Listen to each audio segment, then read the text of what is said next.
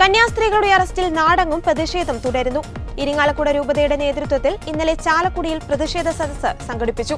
പ്രതിഷേധ സദസ്സ് ഇരിങ്ങാലക്കുട രൂപത ബിഷപ്പ് മാർ പോളി കണ്ണൂക്കാടൻ ഉദ്ഘാടനം ചെയ്തു. റാലിയിൽ 141 ഇടവകകളിൽ നിന്നായി ആയിരക്കണക്കിന് വിശ്വാസികൾ പങ്കെടുത്തു.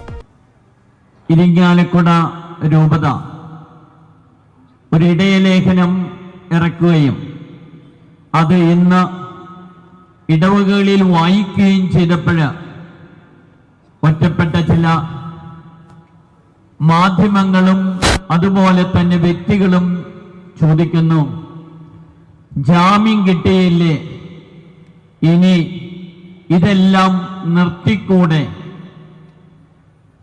അതുപോലെ തന്നെ നൽകിയ ബൈറ്റിന് വ്യത്യസ്തങ്ങളായിട്ടുള്ള രീതികളിൽ ചിത്രീകരിച്ച്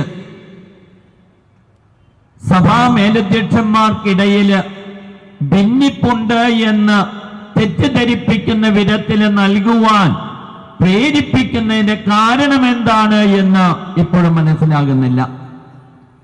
ഇതിന്റെ പുറകില് എന്തെങ്കിലും നിഗൂഢ ലക്ഷ്യങ്ങളുണ്ടെങ്കിൽ ഒരിക്കലും ഒരു ഭിന്നിപ്പുണ്ടാക്കാനോ അല്ലെങ്കിൽ വ്യത്യസ്തങ്ങളായിട്ടുള്ള ആശയങ്ങളാണ് സഭയ്ക്കുള്ളില് എന്ന് ചിത്രീകരിക്കാനോ ഉദ്ദേശിക്കുന്നില്ല.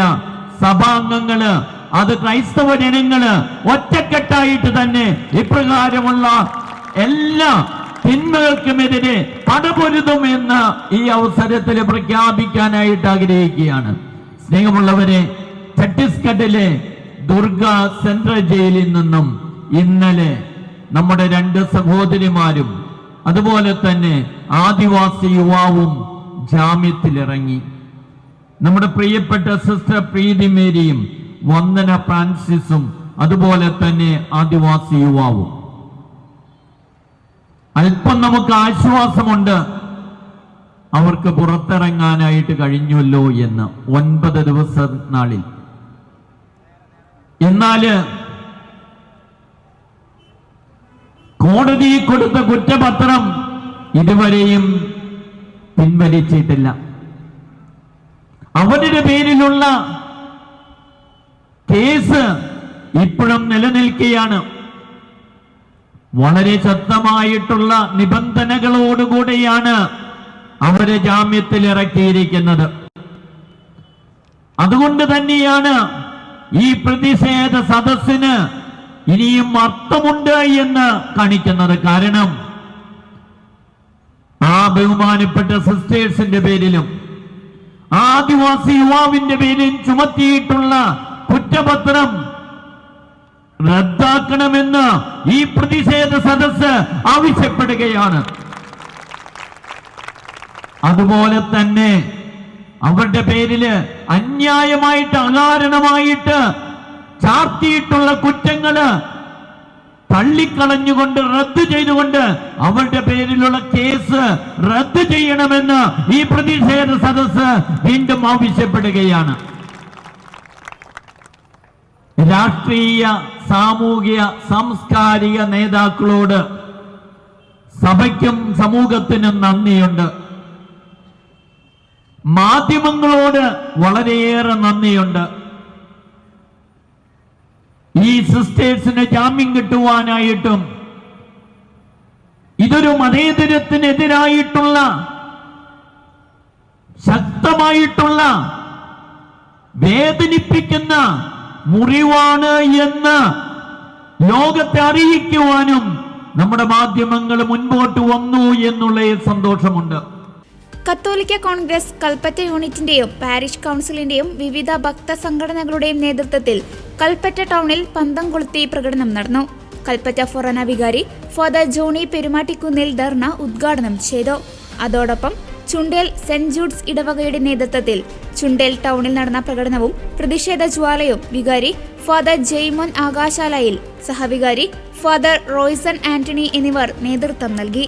അതേസമയം ഛത്തീസ്ഗഡിൽ മനുഷ്യക്കടത്തെന്ന വ്യാജാരോപണം ചുമത്തി മലയാളി കന്യാസ്ത്രീകളെ അറസ്റ്റ് ചെയ്തതിൽ പ്രതിഷേധിച്ച് KCYM മാനന്തവാടി രൂപതയുടെ നേതൃത്വത്തിൽ ദ്വാരക 4-ാം മൈലിൽ പ്രതിഷേധ സദസ്സ് സംഘടിപ്പിച്ചു. നിരപരാധികൾക്കെതിരായ ഇത്തരം അതിക്രമങ്ങൾ ജനാധിപത്യത്തിന് ഭൂഷണമല്ലെന്ന് യോഗം വിലയിരുത്തി. കന്യാസ്ത്രീകളെ നിരപരാധികം വിട്ടയക്കണമെന്നും അവർക്കെതിരായ വ്യാജ കേസ് പിൻവലിക്കാൻ കേന്ദ്ര സംസ്ഥാന സർക്കാരുകൾ ഉടൻ ഇടപെടണമെന്നും ആവശ്യപ്പെട്ടു. ഇന്ത്യയിലെ എല്ലാ മതങ്ങളെയും എല്ലാ മനുഷ്യരെയും ദൈവത്തിന്റെ മക്കളായി കണ്ടുകൊണ്ട് അവർക്ക് ചെയ്യുന്ന ശുശ്രൂഷ വീണ്ടും തുടരുമെന്ന് മാവേലിക്കര ബിഷപ്പ് ജോഷോ മാർ ഇഗ്നാത്തിയോസ് പറഞ്ഞു. ഇന്ത്യൻ പൗരന് ഇന്ത്യൻ ഭരണഘടനയനുസരിച്ച് to profess, practice and propagate a faith is the fundamental right.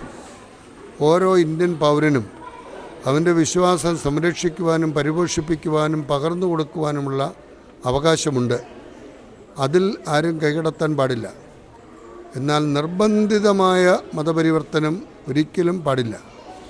അതങ്ങനെ ചെയ്യാനും സഭ ഒരിക്കലും ആരെയും പ്രോത്സാഹിപ്പിക്കാറുമില്ല, അങ്ങനെ ചെയ്യുന്നുമില്ല, ചെയ്യാൻ പാടില്ല. ആതുര ശുശ്രൂഷ രംഗത്ത് ഗ്രീൻ ഗാർഡൻ സിസ്റ്റേഴ്സ് എന്ന് നമ്മൾ വിളിക്കുന്ന ചേർത്തലയിലെ, ആലപ്പുഴ ചേർത്തലയിലെ ആ സഹോദരികളുടെ ഒരു ആശുപത്രിയാണ് അവിടെയുള്ളത്. ആ ആശുപത്രിയിൽ സേവനം ചെയ്യുന്നതിന് വേണ്ടി വന്ന പെൺകുട്ടികൾ, അത് ആ ഭാഗത്തു നിന്നുള്ളവരാണ്, ദൂരെ നിന്നും വന്നവരല്ല, അവിടെ ആപ്ലിക്കേഷൻ കൊടുത്ത് വരുന്നവർ.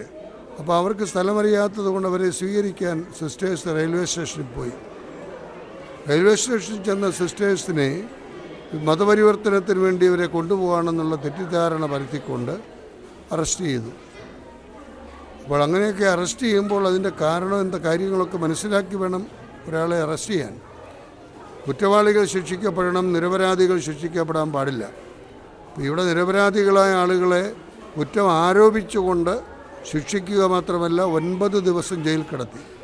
അതിൻ്റെ ഒരു പ്രത്യാഘാതം ഇന്ത്യ മുഴുവനിലും വിദേശ രാജ്യങ്ങളിലും ഉണ്ടായി എന്നുള്ളത് മനസ്സിലാക്കിക്കൊണ്ട് ഭാരതത്തിന് ഇതൊരു അപകടമാണ്, അപമാനമാണെന്ന് മനസ്സിലാക്കിയാണ് ഇന്നലെ അവർക്ക് മോചനം കൊടുത്തിരിക്കുന്നത്. അപ്പോൾ ഞാൻ പറയുന്നത് ഇത് മാത്രമല്ല, ഇനിയും മനുഷ്യർക്ക് ജീവിക്കണം. ഇന്ത്യൻ പൗരൻ എന്നുള്ള നിലയിൽ അഭിമാനമായിട്ട് ജീവിക്കണം. എല്ലാ മതക്കാരെയും സമന്വയിപ്പിച്ചുകൊണ്ടുള്ള ഒരു പ്രവർത്തനമാണ് ഇന്ന് നടത്തി വരുന്നത്. എക്യുമെനിസം ആൻഡ് ഡയലോഗിൻ്റെ ചെയർമാനാണ് ഞാൻ. അവിടെയും മണിപ്പൂരിലും വിവിധ സ്ഥലങ്ങളിലൊക്കെ പ്രശ്നങ്ങളുണ്ടായ സ്ഥലത്ത് പോയി അത് പരിഹരിക്കാൻ പരിശ്രമിക്കുന്ന ആളാണ് ഞാൻ. അപ്പോൾ എന്നെ സംബന്ധിച്ചിടത്തോളം ഇന്ത്യയിലെ എല്ലാ മതങ്ങളെയും എല്ലാ മനുഷ്യരെയും ദൈവത്തിൻ്റെ മക്കളായി കണ്ടുകൊണ്ട് അംഗീകരിച്ചുകൊണ്ട് അവർക്ക് ചെയ്യുന്ന ശുശ്രൂഷയെ ഈശ്വര ആരാധനയാക്കി മാറ്റുന്ന ഒരു പ്രവൃത്തിയാണ് കത്തോലിക്ക സഭ ചെയ്തുകൊണ്ടിരിക്കുന്നത്. ഈ പ്രവർത്തനങ്ങൾ ഞങ്ങൾ തുടർന്നുകൊണ്ടേയിരിക്കും, മരണം വരെ തുടർന്നുകൊണ്ടേയിരിക്കും. കാലം കഴിഞ്ഞാലും അടുത്ത തലമുറ ഇത് ഏറ്റെടുക്കും. ലോക അവസാനം വരെ ഞാൻ നിങ്ങളോടുകൂടി ഉണ്ടായിരിക്കുമെന്ന് വാക്ക് തന്ന ദൈവം, വാക്ക് മാറാത്ത ദൈവം നമ്മോടുകൂടിയുണ്ട്. ആ ദൈവത്തോടുകൂടി ആയിരുന്നുകൊണ്ട് പ്രവർത്തിക്കുവാൻ എല്ലാവർക്കും ഇടയാകട്ടെ.